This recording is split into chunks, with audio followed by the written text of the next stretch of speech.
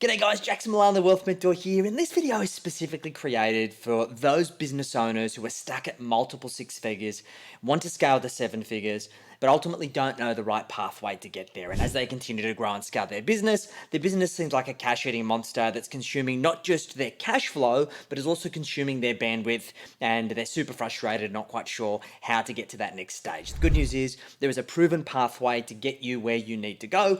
We've helped hundreds and hundreds of service businesses like you be able to overcome that and get to that highly coveted seven figures and beyond, but do so by creating what we call a seven-figure lifestyle business. This is a system that I created in my second international best-selling book that is called The Secrets to Scaling a Seven-Figure Lifestyle Business, which basically unpacks all of this for you. Now, in this short video, I'm going to give you a crash course on everything that I covered off in this book that's hopefully going to help you, give you a shortcut. Now, I do advocate grabbing the book, jump on Amazon, search for it, grab yourself a paperback. Not only is it going to give you all of the tools, but it's also going to give you all of the models and the frameworks in the book so you can actually go away and implement it. So let's kind of get stuck in. So the biggest thing is that basically when you are running a six-figure business, you've ultimately proven that you have a value proposition, right? You've proven that there is some sort of market for whatever it is that you do. However, there is a difference between being self-employed or having a real business that can scale.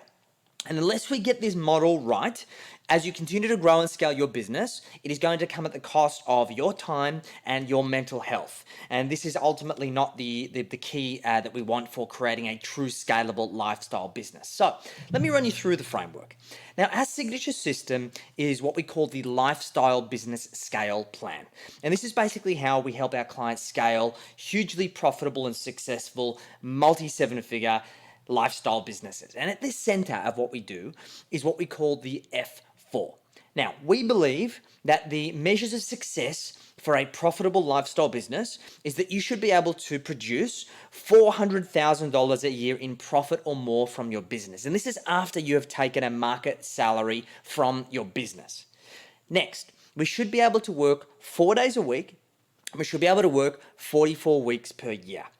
And the reason for this is that we want to make sure that we've got enough time that we can work on the business. We also want to make sure that we've got enough time for our life and the things that we want to do outside of our business. Our business should not be all consuming. And we should be able to take 2 weeks out every single quarter from that business so we can recharge the batteries, we can refocus and get that clarity, we can see from outside of the box. When we dive back in, we've got the energy to be able to continue to push forwards. And the last F is that we should build $4 million or more in net wealth outside of that business. And the reason why that's important is because that gives us freedom and flexibility. We should have the ability to be financially free at that point, and you can choose whether or not you want to continue to work. And for most of our clients, they do continue to work. They love their business, assuming that it's not kind of taxing them, assuming that they're able to hit those F4, then most of our clients continue to work in perpetuity, or they potentially put the business under management, or they get it ready for sale, and then they can go and pursue other things. Now, this is the outcomes that we want, guys. We should be building a model that works towards the F4. Now, there are 3 challenges that we need to overcome that get in the way of getting to the F4. One is that you do not have a plan to get there. Most business owners are flying by the seat of their pants, right?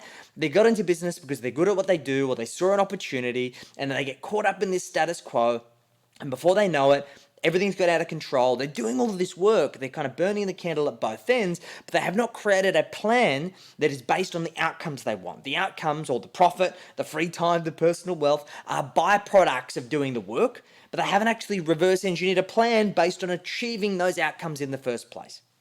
2, the next biggest issue is no cash. They know what they should be doing, right? They should be hiring more people, they should be building systems, they should be scaling the business, they should be taking money off the table, using that to build personal wealth. But they just do not have the surplus cash flow to do that at the level they know they should at this stage of the game. And thirdly, there's no consistency, right? Because there's this constant vicious roller coaster in business that gets most business owners being reactive as opposed to proactive. And for this reason, they're constantly putting out fires. Maybe you can relate, right? So how do we get ahead of this? Well, there are basically 3 things we must focus on. The first one is profit. There are 3 components to building a business that profit is not a byproduct. It is baked into the strategy and the activity that we do every day. One, we must have profitable positioning in the marketplace. Now, what is positioning? Positioning is how you are perceived in a marketplace, okay? And we've got to realize that positioning is a spectrum, okay? Every single business exists on this spectrum, and that spectrum is, from one side of the spectrum, a commodity. Now, a commodity is always bought on price, right? Like, think about the last time that you went to the fuel bowser and that you were happy about the price that existed on that fuel bowser. Like, most people, they look at it and they go, oh crap, fuel's so expensive, and they begrudgingly fill their car. And there's never a circumstance where you're going to go to the teller at the fuel station and tip them 5 cents a litre, right? You begrudgingly pay whatever it costs based on the price that it is, right? And if anything, you're going to look for the cheapest price. The next part on the spectrum is utility, that it is bought based on the intrinsic value that it presents, based on the problem that it solves. So, for example, if you know you need a new roof, you are going to try and find the best possible solution, but you just want a new roof, right? You're not going to spend double the price for a whiz-bang roof in the vast majority of cases. You just want to get the utility of having that particular problem solved, right? Then on the other end of the spectrum is luxury, okay? And the thing about luxury is that people will do irrational things for luxury items in certain circumstances based on how that luxury item makes them feel and the connection that they have to the community of other people who prioritize that luxury. For example, let's look at luxury handbags, right? Certain people will spend like $10,000 on a handbag. Why, Well, it's the price far exceeds the utility of what a handbag is supposed to solve, right? Like, you've got this thing on your shoulder that you put some stuff in, right? How could it ever be worth 10,000? Well, it's worth 10,000 to certain individuals that value the status and the sense of achievement that $10,000 handbag represents to them, all right? Irrational for some people, completely rational for them. So you've got to acknowledge, where do you sit on that spectrum of positioning, okay? And the idea is, for most businesses, we want to be above utility and moving towards luxury. And for some businesses, that's harder than others, but the closer we are to commodity, the more likely we are to be acquired based on price, and therefore that means that our margins are going to be thin. The analogy that I like to use is that we never want to have an apples to apples comparison in a market. We always want to have an apples to freshly squeezed apple juice comparison, because there are certain affluent individuals in a market that will always pay a premium for the privilege of that cold pressed, freshly squeezed apple juice, right? Now, next is pricing. Pricing, we've got to realize, is directly connected to positioning, and that's why positioning in a marketplace is so important. We must understand that positioning and pricing does not exist in a vacuum. It is constantly being compared to other participants in that marketplace, and we must understand how our value compares and what is that value perceived by our ideal market. And therefore, how can we create a pricing and a packaging framework that means that price is a natural consequence of the value that that individual is acquiring? And if we can position that as an asymmetrical value versus cost, then it always is going to be a no-brainer decision for the right person. Further to that, we need to understand, how do we ensure that that pricing is linked to our profitability, that we're not just guesstimating the price, that we're able to understand profitability, pricing, and positioning, which ultimately is going to allow us to create consistent cash flow. Now, cash flow is all about understanding your cash flow story in your business. This is about understanding how money flows in and out of your business, and it's about understanding your cost to serve, but it's also understanding how you control cash flow in your business through cash flow structure. And we help our clients implement a proprietary cash flow system that's called the Profit Mastery Machine. And on average, it helps our clients improve their profitability by about 15 to 20%, in some cases even more. And when we implement these three things, we are able to consistently control profit, we can scale profit, and then we can utilize this profit to then start buying back time. Okay? Now, the next part is time, because we need profit to buy back our time. And this is where we find so many multi-six-figure business owners getting stuck, because they're not making enough margin. They know they need to hire, but they basically can't buy back their time, and therefore they're stuck in the low-value tasks that aren't allowing them to scale their business and move it forwards. So then, once we've got profit, we then need to have a system for buying back time. And the first part is about creating what we call robust rules, okay? This is an operating system that basically allows us to grow our business.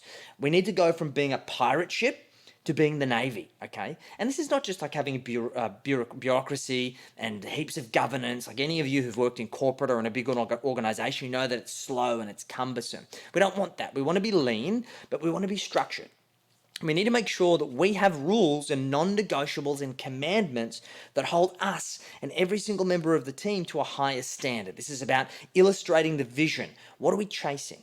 This is about setting the expectation. This is about making sure that everyone knows what success looks like. Because typically for us as business owners, particularly those who've come from technician world, where we've been doing the work and haven't had a team or a really small team, as we grow, we are not very good at communicating our vision and what we're actually trying to achieve and getting buy-in, okay?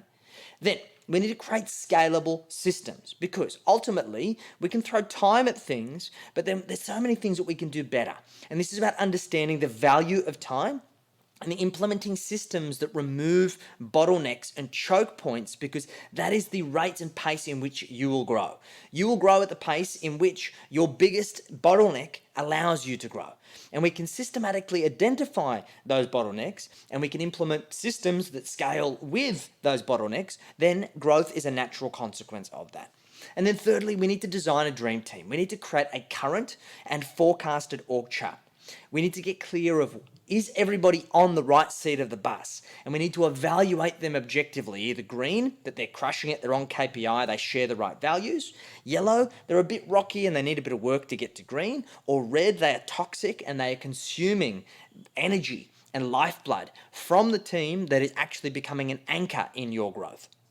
We then need to identify the vacancies and we need to make sure that we have a system to be able to identify what that role looks like and what success looks like so we can actually advertise it. We then need to promote it and market it as effectively as we market for clients. And then we need to make sure that we bring those people on board, get them to profitability, retain and ascend them over time.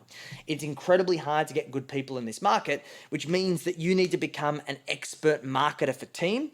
And we only do that through understanding the economics of building a dream team and then wrapping your own positioning around that. Once again, this connects back to profit. So then you can systematically grow your business. It's not good enough to say, I can't find good people. It just means that you're not good enough and you don't have a good enough system for attracting, retaining, and ascending good people. Because A players want to work with A players who can provide a structure that's conducive to getting them to their goals. And then the third part is freedom. Once you have time and you've bought back your time, you need to focus on manufacturing freedom and disconnecting your income from your effort because they should be negatively correlated as you grow and scale. And we need to protect profit. We need to make sure that we can consistently create profit. We can build a war chest because growth is never free. We need to make sure that we've got the appropriate working capital that is going to allow us to be able to fund that growth and also buffer against the unforeseen. Next, we need to have dependable dividends so we can consistently distribute to you not just your paycheck for working in the business, but reward you as a shareholder for the risk that you take for owning shares in your business. And that should continue to increase over time. And then we need to make sure we've got a smart succession plan because whether or not you have any intentions right now to sell your business, you should be building your business specifically for the intention of selling, even if you never want to sell. Because in my experience, you don't want to sell your business until one day you do. And for every single business that has not got a succession plan in place and that ultimately decides to sell their business is A, in most cases, not ready for sale, not saleable, has very little value, if any, or is going to get a far lower value than it could have got if it would have been built specifically for the purposes of preparing it for sale, okay? And by preparing a business for sale, it typically means that it has less key person dependence on you, it has higher profit, and therefore it gives you more flexibility that if you one day get out of bed and decide to sell your business, then you've got the opportunity to do so. And typically speaking, it takes us a minimum 12 months to prepare your business for sale, ideally 3 years, okay? Or better yet, if you don't want to sell your business, we can put the business under management and then you've now been able to get complete freedom and your business can then produce profits for you without you having to be involved at all. And when we have all of these pillars in place, we have a simple strategy to get towards the F4. We've got a sustainable plan that we can grow and scale our business for the foreseeable future without the risk of burnout. And we've got a scalable plan that allows us to get to seven figures, multi seven figures, and even eight figures and beyond. For many of our clients, we've been able to take them to 10 million, 30 million, even $100 million businesses by laying these foundations. So, guys, there is a system for getting you from this multi six figures to seven figures and beyond. You just need to have the right framework in place. So if you'd like to get some help, feel free to complete our financial performance scorecard at wealthhealthcheck.com.au. Book in a time with our team so we can actually take you through a game plan, deep dive into what you're doing here, and then evaluate exactly what steps you can take to get you to where you need to go to create that seven-figure lifestyle business. If there's anything else we can help you with, feel free to reach out, and we'll catch you soon.